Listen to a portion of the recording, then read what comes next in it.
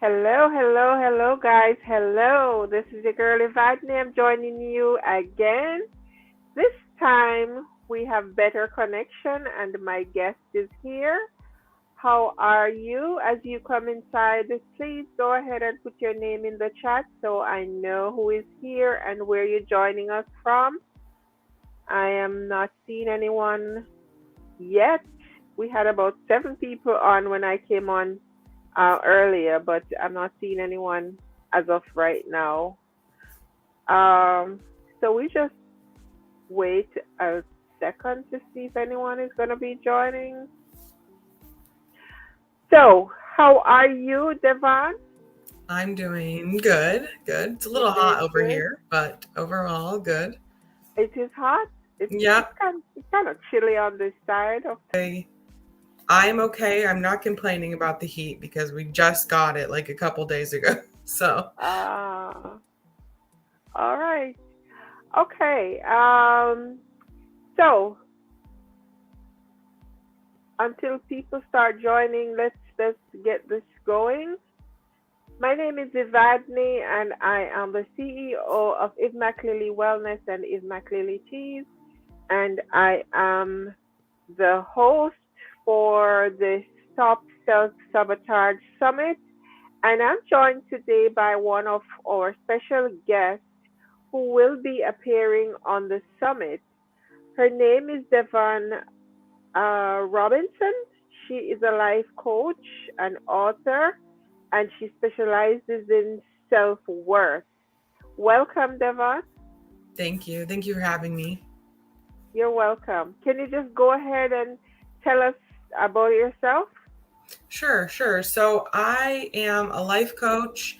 I am I specialize in helping women, especially female entrepreneurs, gain confidence, work on deepening their understanding of their strengths and what they bring to the table, and understanding their self-worth so that way they can clarify and focus and reach all of their goals so they can align everything with who they are and their core values rather Hmm. than what other people are telling them to do. So that Okay. is my big focus. I also help within that creating a personalized system to help you reach those goals. So that is Okay. what I do. Okay. And who are the women who typically come to you for coaching? Sure. So typically they are female solopreneurs. So women who are working on their own, trying to get their business going, wanting to get that consistent pieces built in their Right. content, want to work through some of those fears that are stopping them from doing those things they know they need to do. So those would be the women that typically come to me. Uh, so you work with a bunch of different types of entrepreneurs then. I do. Yes. What is a common fear or common thread that you notice that most of these entrepreneurs would have? What kind of limiting beliefs would you come across the most with The them? bit, yes, I love that question because I've just been thinking about this the last few months, and the thing that is common amongst all my clients is this all or nothing mentality, this mindset. It Uh-huh. stems from that perfectionism that is built into us through school, from the beginning of school all the way up. So Yeah. that is that common fear, that fear of failure, the fear of not being good enough or not being liked. And it all kind of stems into that all or nothing mindset. Wow. Wow. And at the end of the coaching sessions with you, do they really get over it, or typically they're like halfway through it, being able to cope, or what? Do they It do? Sorry, it depends on how long they work with me. The first step is always that awareness. Sometimes we don't even know what it is that's Mhm. stopping us. We just know something is. So once you can become aware of that, then you can start applying the specific techniques that you would use. And everybody's everybody's different. Everybody's mindset is different. So there's no one technique that works for every single person. And that's why you have to dig deep into yourself and become aware of what's deeper than that I'm not doing it kind of thing. Okay, so you mentioned what's stopping us.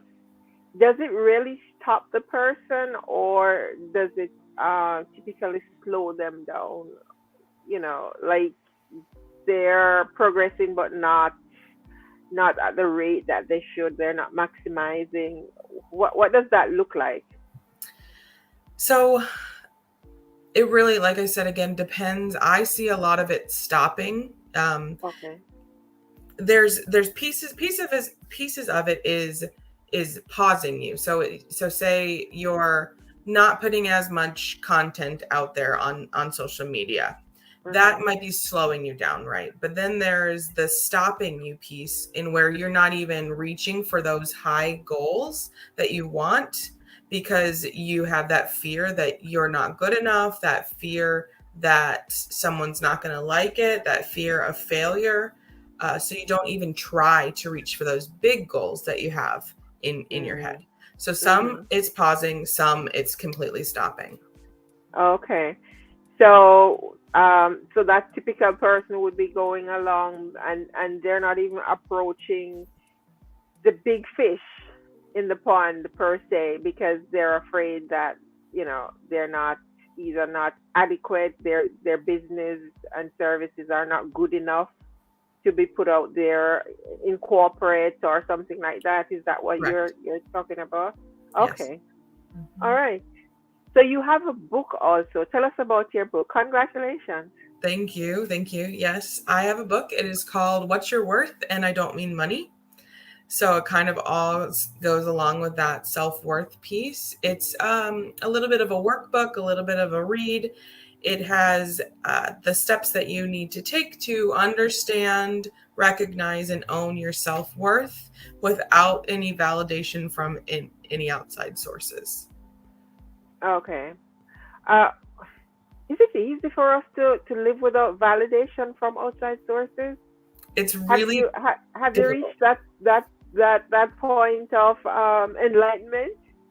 I have in most aspects. It's a lifelong journey, honestly. um there are things that it's like that you still want your partner to be, be not necessarily validate but be on the same page kind of deal. Uh-huh. Uh-huh. You don't want to do things that like hurt other people or anything like that, but sometimes you really have to look deep down inside and say, if I keep doing this, is this going to hurt me more than if Right. I'm not doing it? So Uh-huh. it's hard because especially as women, we are raised to, look to our friends. You know that phrase, well, if all your friends were doing it, would you do it? A lot of us would probably say yes, even though we don't want to. Because it's that group mentality. We're humans. We're not meant to be alone, but we have to decide what's best for us without any external validation. Right. Right. Right. Wow. That's amazing, and something that we should all aspire towards. Um, without giving away too much, do you think that some of these things are set up from we were kids, like the way we were raised? 100%. And it's not just our parents, it's society, Uh-huh. strangers, acquaintances, friends, teachers. It's all kind of built in. So So how should teachers and parents try to avoid that with kids now? that is a really hard question to answer because there's all these variables, but the best way that I've noticed to work with people, if you're a teacher or a parent and you have a kid that you're trying to grow into a productive member of society, the Mhm. biggest thing is to make sure that the child is aware that success is not about what you do and what you haven't done. It's not about who you know. It's about you as a human being. You're worth something just for being here. Try Mhm. your hardest, yes, but you define your success, not Mhm. society. And that's a really hard thing to teach kids when in the school systems it's all about good grades, good test scores, go to a good college, get a good job, and so that kind of gives us that all or nothing mindset. If I'm not good enough, if I'm gonna fail, I might as well not do it at all. So it all kind of like this big cycle. Yeah. So you are recommending that we should move away from that all or nothing mindset, to what? To not being afraid to try something and not be good at it, Ah. to be able to try a new like sport without fear that someone's going to make fun of you, and that takes a little bit of you internal, that you're worthy even if you fail, Mhm. and Mhm. also teaching the people around us uh, to not make fun of someone for failing. So Mhm. it's like this, it's a cycle. Everybody, needs to work through it. It'll take years. I don't think this will change in my lifetime, but it's important. I see the perfection, us being perfectionists in many ways, and many of the things that we attempt to do in life. I see it as coming up more and more as an issue that we really don't usually talk enough about, even though people are really aware that they have this attitude, of everything has to be perfect. And in your mind, how much does that set us back, Well, I like to especially call as myself, business people? yeah, I like to call myself a recovering perfectionist. And recovering in my mind means that it's a daily challenge, to work through and not stop myself because something's not perfect. There's a difference between, double checking that something sounds good and grammar and that kind of stuff, but it doesn't have to be perfect, right? So, um, it it can really stop you from doing a lot of things. I mean, my I have family members who it stopped them from exploring a career option that they now regret that they didn't do. Yeah, yeah, yeah. And it just stops that exploration phase. When we're children, we explore, we play games, we don't care if we fail until someone teaches us that failure is not okay. And then we start to get anxious, worried about it, and stop doing things. So, Wow. And that could stop us from trying new things and from growing. mm-hmm, And even the fact that if you did it and it wasn't perfect, but you kept doing it, you will learn to do it properly eventually. right, But if you never try, then you're not gonna learn. right, right. So that within itself is a big thing. It is. Wow. I wish there was a way that we could teach parents how to teach this to their kids from their small, though. Yeah, well, it would start with the parents learning it themselves as well. So it's Okay. it's difficult. All right. You said you were recovering. Does Yes. that mean that you had a bad case of that growing up? Or Um, was that something you started like later in life? no, I'm pretty sure I've been within the perfectionist range for my whole life, as far back as I can remember. Um, I, was good at school, and people always reminded me I was good at school, and I did my homework on time and all those things, and which it seems like a nice thing to say to someone, but it's also building that expectation that everything I do has to be good and perfect and on time and wonderful. So Right. that's why I say I'm recovering, because I'm working through those obstacles that perfectionism stops you from. Right. Right. So being afraid to try a new sport. I wasn't a super athletic child, so trying something new as an adult is that you're not going to be perfect at is tough, right? Right. Right. And so the same thing with my business, running my business, being afraid that it's not going to be perfect, that not everybody's going to love everything I say, that I'm going to, hurt somebody's feelings or something. That's something I have to work through every day, that and that's why it's recovering. Okay. And at what point did you realize that this was a big problem that you had to solve? Um Probably about 5 years ago, when Okay. I noticed some patterns happening in my life, in my Mhm. work environment, and for me. And that's when I was like, okay, where is this pattern coming from? What's the problem? And Okay. that's kind of where it started.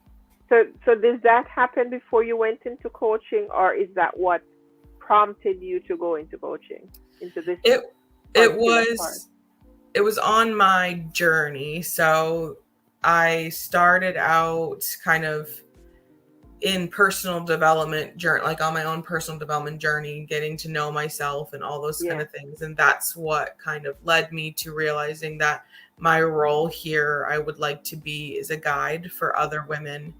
Mhm. And so that is what kind of all stemmed around that. Okay. Sounds interesting. All right. So can't wait to hear more from you and learn more about what you do. So, um, you know, I can't wait for the summit. I'm so thankful that you are part of it and that you're making yourself available to pour into us all that you have been studying and your personal experience, and that we'll be able to get some of that at the summit.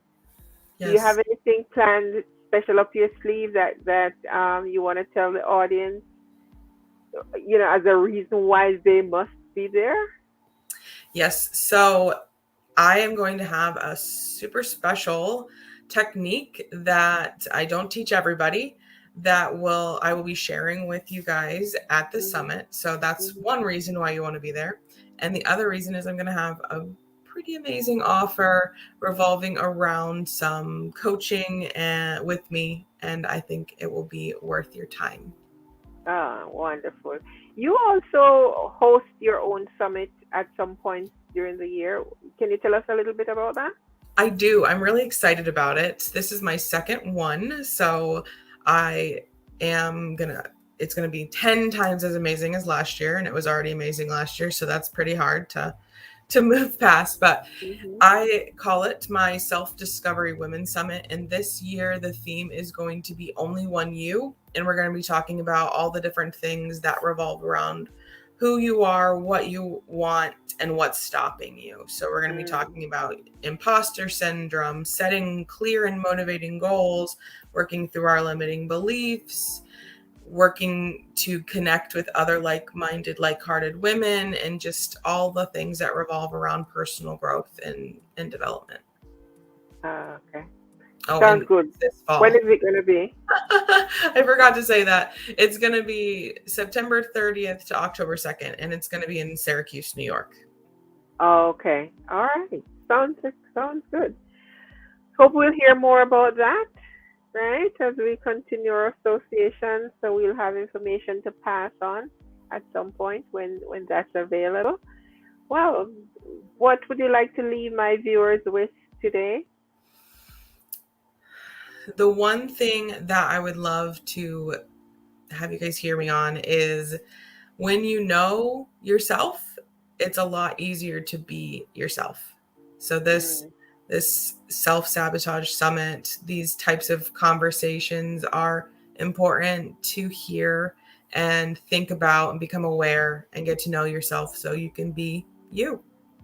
Okay, when you know yourself, It's better, right? yeah, You are able be yourself. to be Easier. yourself. All right. Okay, wonderful. That's a good one. All right. So I want to thank you for joining me today for this brief interview. Just to give us a heads up about what will be coming next week Sunday. And I hope the listeners or the viewers who see this interview, whether today or tomorrow or during the week, that you will go ahead, guys, and share it so that other people can see. And this will motivate them to come out to the summit to hear our guest speakers. Remember, I mentioned the summit is free. You just have to register so you could get the link for Zoom. So you will be able to join us, but there is no fee attached.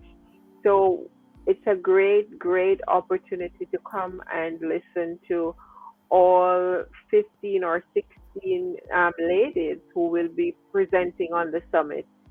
Absolutely free. That's a lot of money value right there. So please make an effort to attend. You don't have to spend the whole day. You could pick, pick the ones that you want to watch or listen to and come in and go out. If you're at work, you could use your lunchtime. You could come back in the evening and so on. You don't have to sit there the whole day and listen to everyone unless you have the time. But remember, I always say we should support each other, and support in this case is just sharing this so other people can see it. Even if you're not interested, maybe the next person who sees the video will be interested. So go ahead and share so that others can see it. I want to thank you so much, Devan Robinson, for being here with me today, taking time off your busy schedule. Thank you. All Thank you right. for having me. You're most welcome. So thank you very much and have a blessed day, guys. Bye.